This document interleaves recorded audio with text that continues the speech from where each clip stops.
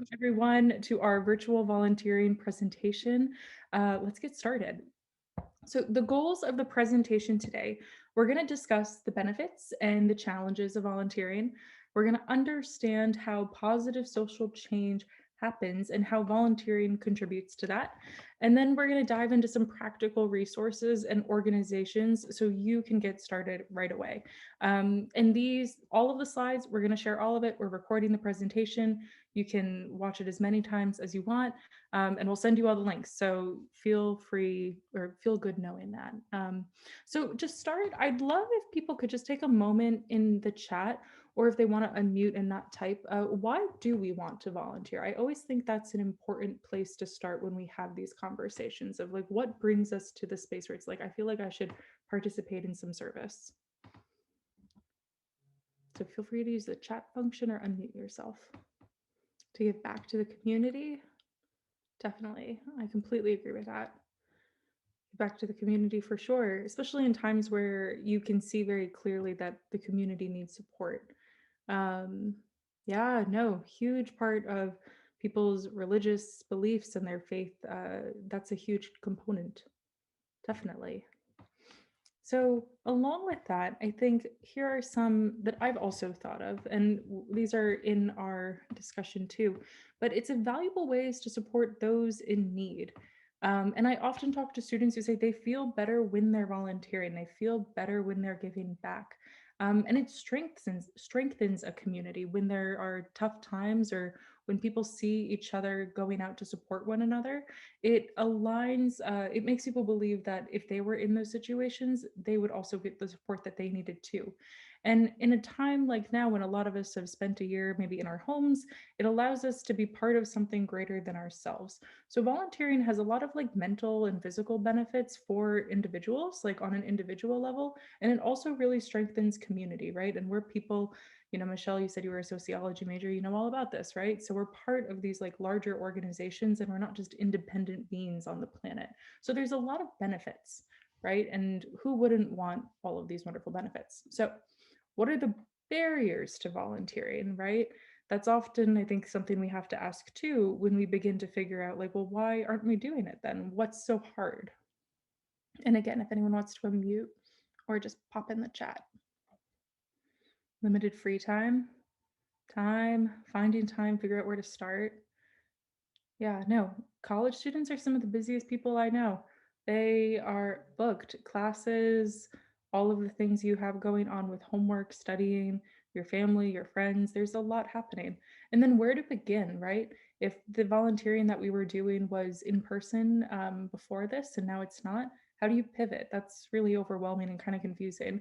And it's not something that you want to just maybe do by yourself. Maybe a part of the volunteering was that there was a community component to it. So these are all really important barriers to discuss too, and often ones that a lot of people have. So time, I'm so busy. I know I want to do this, but like, how do I find it? Where do I begin? And I care, I just don't want to volunteer by myself. I hear a lot of students say that they're not actually qualified and they kind of negotiate themselves out of it before even starting.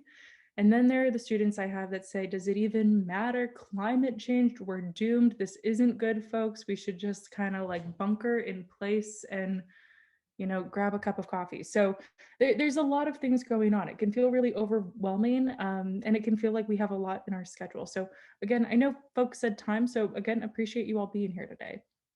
So addressing these are a really helpful way to start. And I like to think instead of getting overwhelmed, sometimes the best thing to do is to get active. So we don't need to get overwhelmed with the barriers. Similar to when you have a big group project, sometimes the best thing to do is just create a plan. Never doubt that a small group of thoughtful, committed citizens can change the world, because indeed it is the only thing that ever has. Margaret Mead, a very popular quote, not like a but I think it has a lot of power in it when we think about any change that's ever happened has come from groups of people coming together. Um, okay, so how does social change happen? I think people volunteer because we see these inequities in society too, and we want to kind of look at that and support them to make it better. And when I think about social change, I think about it on three levels. Now, we have a lot of seniors in the room, so this might also be familiar, but change happens on these different levels all at the same time. So, when we're talking about a micro level, we're working directly with individuals or families on everything from accesses to housing, healthcare, social services, to treating mental behavior and emotional disorders. So, that's like the one on one interaction. And then we have the change that comes with working with groups, organizations such as schools, businesses, neighborhoods, hospitals, nonprofits, and other small scale communities. And then we have the largest level, macro. So, working towards large scale systemic change by crafting laws, petitioning governments for community funds, organizing activist groups, and molding social policy. Now, I remember learning this and thinking like, wow, okay, we should be spending all of our time on the macro stuff because that's how change happens. Like that's the most sweeping way to create policy and really have an impact on lives. And I remember sitting in class taking notes and thinking about this. And my professor was kind of going into it and talking about how much more complicated each one of these levels are and how different skills are required for all of them. And when I was an undergrad, I used volunteering in all of these different ways to kind of figure out which one really like fit my interests and skill sets. So I also think it's important that, that thought I had in that undergraduate class wasn't necessarily right because we have to have all three of these going simultaneously at the same time. So when we look at an issue, for example, like food insecurity, the root cause of food insecurity may be much deeper than just one individual person's action. That could be stemming from a lack of issues, or not stemming from a lack of issues, but stemming from policy change that needs to get shifted so they are able to like have affordable uh what's the word, like an affordable minimum wage so they can support their family. However, if they're hungry today and they need to provide for their family, then they're going to need that food assistance immediately. So when we look at it on this large scale, you have to have all of these different pieces moving at the same time in order to make change. So that's how it can happen in a very, very long period of time. But on immediate needs, you'll see it smaller changes and different victories and different successes happening on the different levels. Does that make sense to folks? Seeing some head nods? Cool. Um, okay, so these are the three levels of change, right? And so now we're going to talk a little bit about what does virtual volunteering look like in these three different levels? Like, great, Chrissy, thank you for my intro to sociology refresher, but like, what does this actually look like? So when we're talking about virtual volunteering, this is kind of how I've thought about it, and I've broken it down. So macro, we have text banking for a political candidate, lobbying for a law, and creating and promoting online petitions.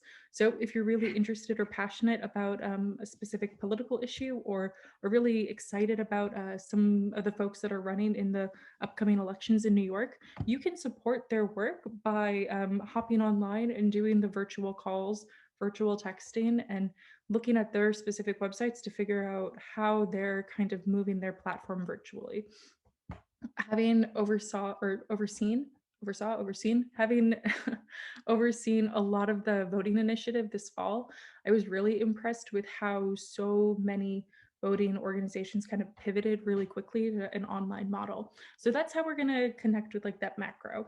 An example of like a meso way we would support in a virtual way isn't necessarily on a computer. Like there are some examples, but one that I have is kind of donating lightly clothing to a nonprofit, collecting items for a food drive, and sharing resources and promoting education to your network. And then finally, the micro. Some examples are making phone calls to older adults, virtually tutoring students, changing your own behavior to align with the values. So, if you're really passionate about climate change, Meatless Mondays, that's a practice that you can do. And if you talk about it and get your friends involved and get them to join, then you're having more and more people coming together around an issue. So, a lot of the storytelling is a huge part of what positive social change looks like. It doesn't just happen independently. We want to share it and get people involved. Um, all right. So trying to think too. Okay. So let's move on then to talk a little bit about some of these organizations. So you're ready to start. This is great. You have some ideas, you have some thoughts going on. Here, we're going to talk about, oh, wait, not yet. So the first step, once you have identified that you're ready to begin virtually volunteering, you want to figure out the cause that you care about. So, what problems have you seen, heard, read about, experienced, and sparked your interest or concerned you? What issues do you care about most? And then you want to investigate. You want to identify how this program looks in your community, the country, and in a global context. From your research, you identify what is currently being done, and you don't assume anything. And you try to speak to the community or learn from organizations doing the work. When you're working with like other groups or clubs or things along those lines, you want to first figure out, all right, well, if I'm really passionate about criminal justice reform, what's going on currently in my community, and what are the actions currently happening? Because that'll help you figure out, like, are there gaps going on? Is there work that I can join, or do I want to try to create something that isn't there? So the first part of all of this is really just a research phase, right? Figuring out what you care about and how you want to go about approaching it.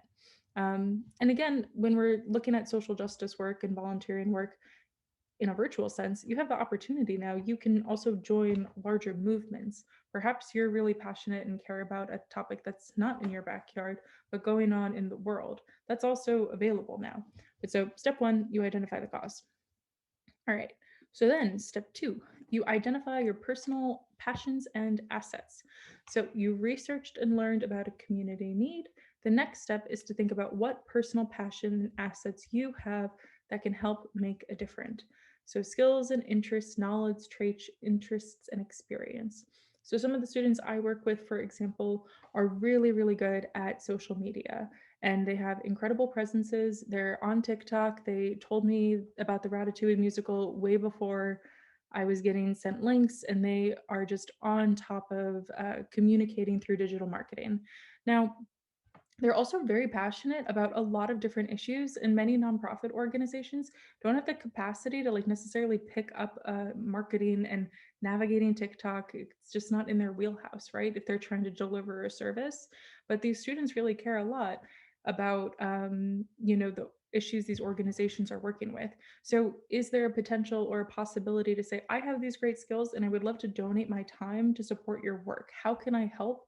This is what I can do. Other examples of this are through fundraising. You could think a little bit about, like, I'm a fabulous baker. One of my friends from high school, she is probably one of the best bakers I know. She's been cooking since the beginning of the pandemic, and she's been doing these bake sales throughout the entire year. And each time she bakes all this food and sourdough loaves and everything like that, she donates the money from these bake sales to a different organization. And that's one of her skills that she really has, but she was able to align it with a cause that she cares about. And it's a by sharing it on social media and her communication, it's kind of like helped promote a little more education on issues as well. So think about what you're good at, and what you're passionate about, and how does that align to perhaps in a different way to causes you care about. All right. So then choosing your action strategy. So this is once you've figured out like what's going on in the community, what's already happening and what your own personal like assets and skills are, you want to start to begin, right? So number one, awareness. You can educate, share information, and teach others to positively change people's behaviors, right? People don't know what they don't know. So if you're going to spend time to really research something that's going on, you can spend the time to then educate your peers in a way that's going to make sense to you. So is it calling a friend and having a conversation, talking about, oh my gosh, I just saw the wildest Netflix documentary. Did you know about this? And the more people that know about something, the more people are going to pay attention and act on that in the future. Service, so volunteer. Use your creativity, time, and talent directly to meet a need in your community. So that might look a little different right now, but that doesn't mean that you can't reach out and offer your skills. I think yeah. And then advocacy. So advocate, speak out, join others, and persuade makers to change laws. That goes into that macro level, right? If we're trying to petition. There's so many online petitions these days. And someone asked me, do those really like work? Is that how it happens? And I was like, yeah, like your representatives have to look at these. Like you have to advocate for what you believe as a constituent in your community. So connecting with your political, oh, we have someone in the waiting room. I'll admit him. You have to, ooh, here they go. But you'll have to connect with your political representatives to tell them, I care about this and I want to know what's going on about it. And they have ways to do that as well. And then philanthropy. So give, collect, and donate financial and in-kind support. So that could even be like going through and looking at old clothing that you might have and donating it to an organization who needs it, or raising money in your community like that. All right. So I think the other thing I want to say is that it can be creative. So this is a little dated now, but Bernie Sanders became a viral meme during the inauguration. He was everywhere. You could not miss him. Like if you did not know about this meme, you were not on the computer. But it was really interesting, I thought, because he took this opportunity where he had so much attention and he had all of the eyes of the world kind of laughing, making jokes, and looking at this photo. And he started selling shirts, and the proceeds from these shirts directly helped Vermont charities. And that was kind of a creative way to think about it. So, looking at what's going on right now, what is popular within the people I'm talking about, and how can I take the part of me that cares so much deeply about social issues and supporting nonprofit organizations and giving back and using it in a creative way. We can't even buy the shirts, they're all sold out. So good on Bernie for raising money for Vermont in a cool and funny way. Oh, that's my dog. All right. So let's continue on. So I'm going to share this link with everyone at the end. I don't think I can't copy and paste it right now, but I've created a list of all of the virtual volunteer opportunities that we are aware of here in New York, as well as on an international and national level.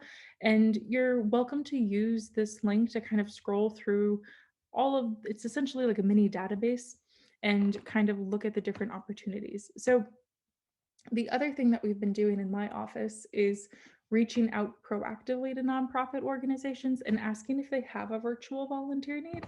Oh, excuse me. I think that's always incredibly important when doing this kind of work, is always begin with asking, like, what do people need the most help with? Or what can I help you with? Do you need any assistance?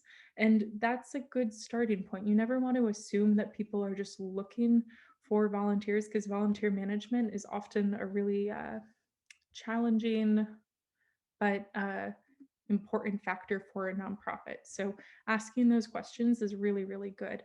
And so that's what we did, and we were able to kind of compile this list. So we'll share that afterwards. And then along with that, we're going to dive in to some organizations. So real quickly, are there any questions people have? No? People are feeling good? It's just a lot of talking, folks. Like one day you'll have to give a Zoom presentation and you'll be like, whoa, geez. Okay, I'm getting tired of my voice. No, never. All right, here we go. So here are some of the organizations that have really, really awesome virtual volunteer opportunities.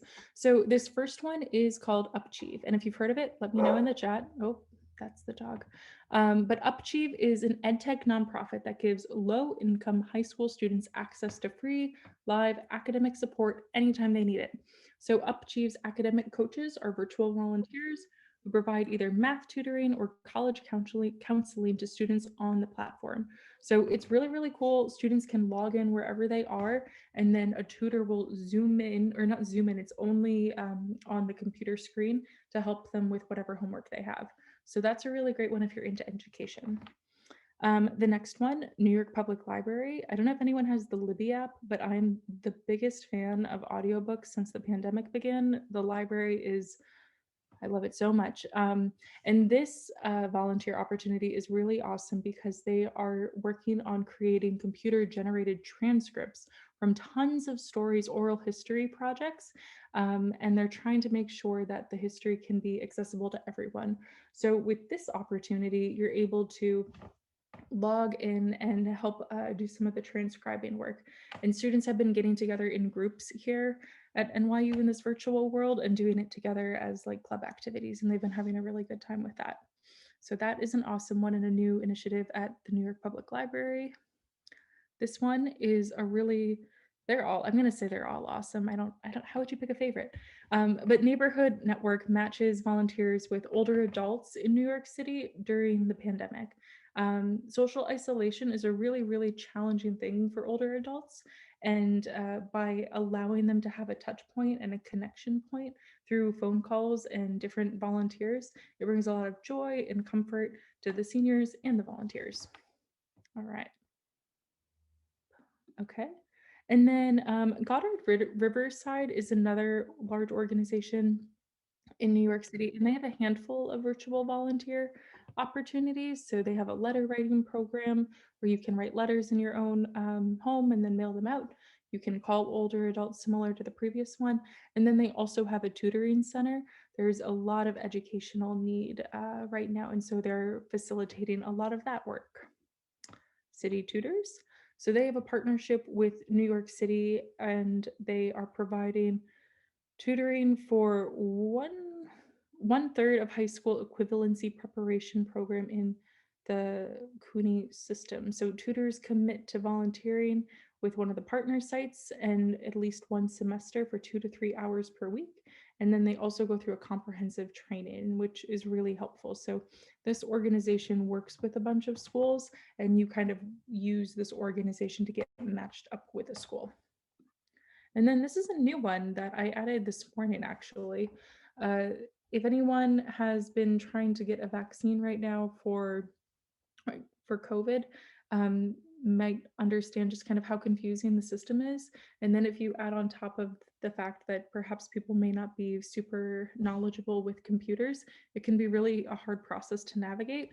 So the city of New York is helping to train individuals with how to help other community members find vaccines. So they have tons of open appointments to get trained right now, and people are able to go through the training to then support their community, kind of like navigate that process. All right. So, along with that, here are my other list of organizations that I go to when people are looking for virtual volunteer work.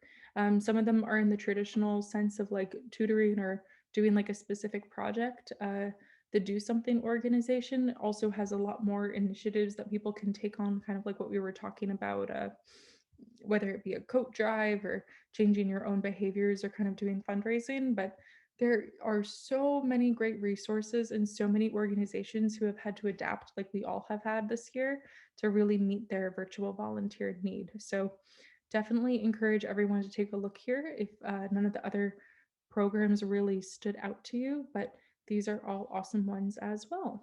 And then finally, I think we're going to talk a little bit about what's going on at St. Joe's. Hey, yeah, so I'm gonna jump on here real quick to just talk about some of the things that are going on locally here at St. Joe's. Um, we have a lot of great things, Chrissy. This is so awesome, and everything you're saying is so true to my own experience here of putting some of these things together. But campus ministry, you see a lot of emails probably from LI Campus Ministry. I always say to students, if you want to get involved, I always think of like campus ministry as a connecting the dots kind of office where we're either doing some sort of event that you could jump on to, or we know people and we have a book of resources of people that need help that if you ever want to connect with other places. So always be in touch with us. And if you have an idea too, that you're like, I'm really passionate about this, but I don't know where to start. I'd be so happy to help guide you through that process and figure out, hey, is this something we could do? Most of the time it's yes. Another thing is this is new, the Food for Thought Pantry that we started here on the Long Island campus, um, talking about micro and the aspect of thinking small with the potential to grow. Um, this is an idea, and Chrissy was alluding to this before about how you take the time to research. This was over a year's worth of research and planning and organizing to make sure that we did this properly as a committee. So this is something that's out there now. So if you ever feel like you're in need of food and you need to reach out, shoot us an email. Our running tagline is "We will feed you." And so starting off really simple, just personal, hey, we will take care of people as we need to. But we also are going to be opening up the doors to volunteers soon as well as we start to see our campus come back to life a bit. And then we have some other ideas for down the road of becoming a little bit bigger than micro too. So that's really cool. Service Circle is something that one of the sisters works with here on the campus of doing donation runs and different types of things to connect with organizations. So be on the lookout for that. The Office of Student Involvement, another great office here on campus that connects with all these different types of initiatives, and they have this great lead program and different ways that they can connect you with other people that are doing things outside of the community. And then the final one is Counseling and Wellness Center. This is something that we have here on the campus if you're not familiar with, or if you are familiar with and you want to share with other people, where they have opportunities for you to receive counseling, receive meditation, all these different types of resources. But also you can get involved too. They have room for volunteers, and they also have people that you can connect with for bigger things too, if you ever feel the need. So there's a lot of great micro things happening here as well.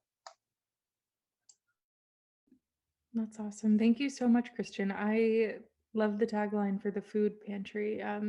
That's awesome. No, NYU students, it's a very big issue right now, food insecurity. And like as a dialogue on conversation, I work with a lot of students who are really passionate about it. We have a program at NYU that kind of helps with meal swipes, but this is something that they've been advocating for. So perhaps there are some students who can we can connect later.